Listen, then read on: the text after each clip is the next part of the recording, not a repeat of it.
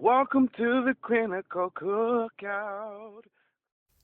Hey y'all, it's Auntie Ashley of the Clinical Cookout, and I just wanted to wrap up our week discussing access to mental health care. You got a lot of information from all the aunties this week, and we basically covered quite a bit of the barriers when it comes to access to care. So today I just want to talk a little bit about cultural barriers, specifically how lack of cultural competency in providers is a barrier in and of itself. All right, so let's be real. In an ideal world, cultural differences would not be a valid reason to not have access to care. But in this world, in the world we live in, we understand that cultural differences greatly impact access to care. One of the primary reasons is because of cultural competency among providers.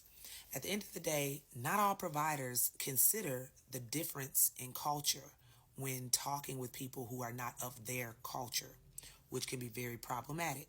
For individuals from diverse backgrounds, mental health care that does not consider their unique perspective and experiences can literally be irrelevant or ineffective.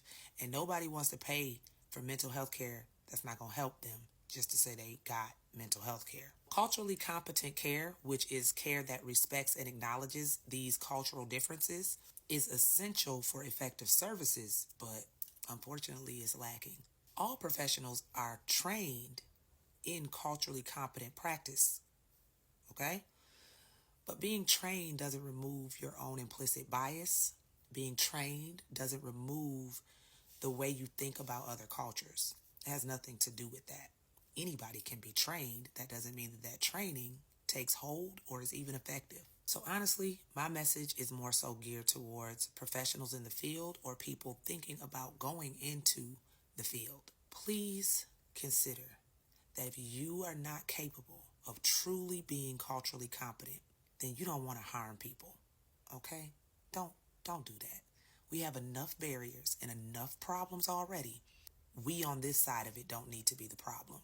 So either you are open to being truly culturally competent or you are not.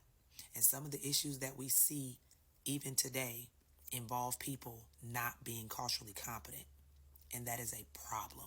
So if culture is one of the barriers that you face and you just feel like I can't find anybody who seemingly understands me or who really acknowledges my cultural differences, like we have said all week, you got options. There are resources out there. My biggest one is Psychology Today because you can filter for exactly what you want. If you want someone who is of color, if you want a man, if you want a woman, if you want someone who is LGBTQ allied, if you want someone who is military allied, any and everything you can filter for on Psychology Today. So I highly recommend that all the time.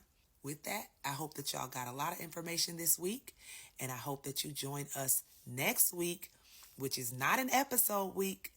February 7th is our first official webinar. We are doing a webinar on love and logic. There is a small fee, but trust me, it is worth the fee to come and learn more in-depthly with the aunties. So that link is on all of our platforms right now. And if you can't find the link, just ask. I can inbox it to you. All right, y'all. Have a beautiful, wonderful rest of the day and the weekend, and we will see y'all next week. Not good, y'all.